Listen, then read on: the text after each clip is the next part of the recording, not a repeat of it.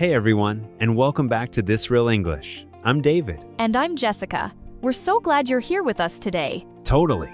If you're new here, this is the show where we talk about real challenges English learners face and give you the tools to finally feel confident speaking English. And today we're diving into something that honestly drives so many English learners absolutely crazy. Yes, we're talking about that frustrating moment when you can understand everything someone says to you in English.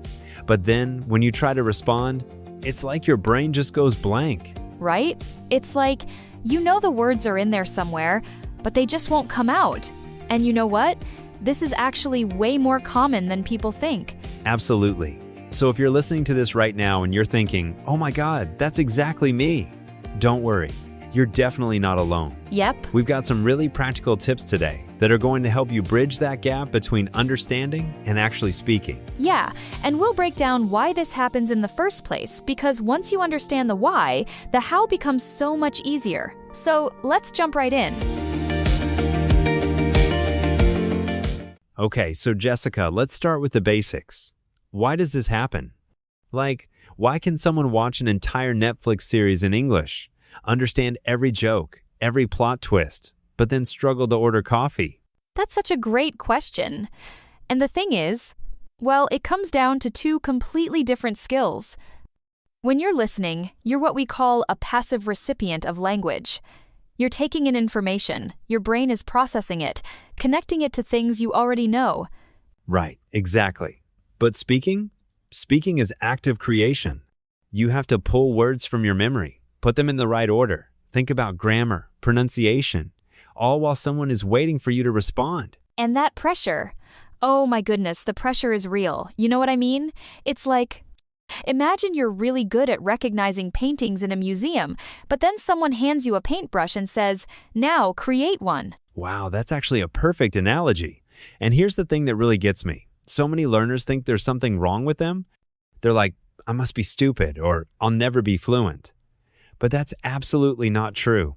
No, not at all. This is just how language learning works. It's totally normal for your receptive skills, that's listening and reading, to be way ahead of your productive skills, which are speaking and writing. Yes, you're right. Okay, let's do a quick example here. Oh, this should be interesting. Jessica, I want you to imagine you're at a coffee shop, and I'm going to be the barista. Ready?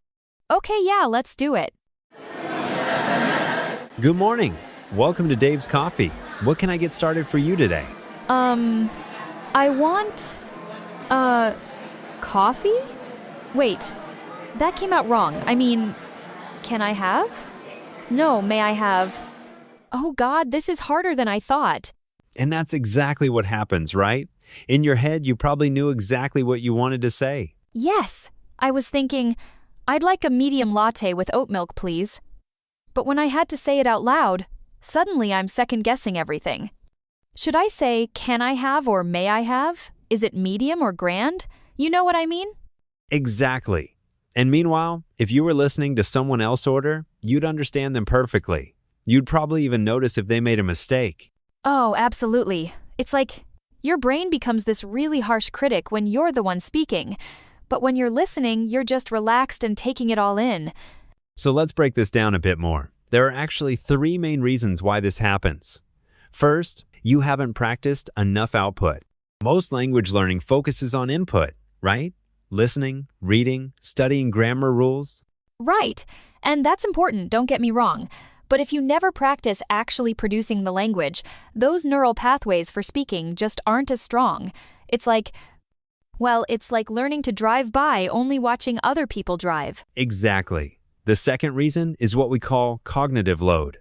When you're listening, you can take your time to process. You can rewind. You can think about context clues. But speaking, you've got to do everything in real time. And there's pressure. Social pressure. Time pressure. Your brain is literally juggling pronunciation, grammar, vocabulary, and trying to sound natural all at the same time. No wonder it feels overwhelming. The third reason, and this one's really important, is fear. Fear of making mistakes, fear of sounding stupid, fear of being judged. And ironically, this fear actually makes you more likely to make mistakes because you're so focused on not messing up. Oh, that's so true. I see this all the time with my students. They'll be chatting away in their native language, super confident, and then they switch to English and suddenly they're like, whispers. Is this right? Does this sound okay?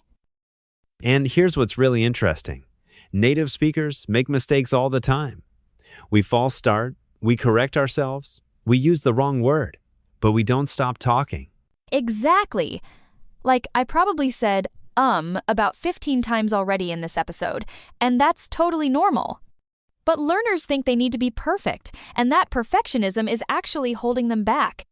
Okay, so let's get practical here. What can you actually do about this? First tip, and this might sound obvious, but bear with me. You need to practice speaking, even when you're alone. Yes, talk to yourself. I know it sounds weird, but it works. Narrate what you're doing. I'm making coffee. Now I'm pouring the milk.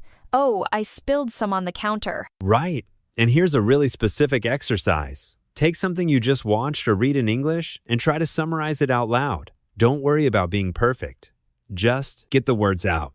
And you know what else really helps? Recording yourself. I know nobody likes hearing their own voice, but it's so valuable. You can listen back and notice where you hesitate, where you get stuck. Absolutely. And don't judge yourself harshly when you listen back. Instead, celebrate the parts that went well. Oh, I used that phrasal verb correctly. Or, my pronunciation was really clear there. The second big tip is, embrace the mess. Seriously, give yourself permission to make mistakes. Native speakers use filler words. They restart sentences. They search for words. It's all part of natural conversation. And here's something that might surprise you. Most native speakers won't even notice small mistakes. They're focused on understanding your message, not analyzing your grammar. Right. And if they do notice, so what? Making mistakes is how you learn. I always tell my students, if you're not making mistakes, you're not pushing yourself hard enough. The third tip is really practical. Start small. Don't try to have deep philosophical conversations right away. Practice ordering food, asking for directions, talking about the weather. Build your confidence with everyday situations. And use shadowing. This is where you listen to native speakers. Could be a podcast, a YouTube video, whatever, and you repeat what they say, trying to match their rhythm and intonation. It's like vocal training for language learning. Oh, that's brilliant. And here's another one. Find a language exchange partner or join a conversation group. The more you practice with real people, the more natural it becomes. Yes, and online makes this so much easier now. You can find conversation partners from all over the world. Just remember, they're learning too, so don't put pressure on yourself to be perfect. And finally, and this is probably the most important tip, change your mindset. Instead of thinking, I can't speak English, try, I'm learning to speak English. That small shift makes such a huge difference. Absolutely. You're not broken, you're not stupid, you're just at a different stage of your language journey, and that's totally okay. Wow, Jessica, we covered a lot of ground today. Let's quickly recap the main points for our listeners. Sure. So remember, understanding but not speaking is completely normal. It happens because listening and speaking are different skills, and most of us get way more practice with listening. And the solution isn't to study more grammar or learn more vocabulary, though those things help. The solution is to practice speaking, even if it feels uncomfortable at first. Start small, embrace mistakes, and be patient with yourself. Language learning is a marathon, not a sprint. You know what I mean? Absolutely. And if you're listening to this and thinking, okay, I'm ready to start speaking more, just remember, every single fluent speaker started exactly where you are right now. And hey, if you found this episode helpful, make sure to subscribe to This Real English. We release new episodes every week with practical tips for real English learning. And if you have questions or topics you'd like us to cover, reach out to us on social media. We love hearing from our listeners.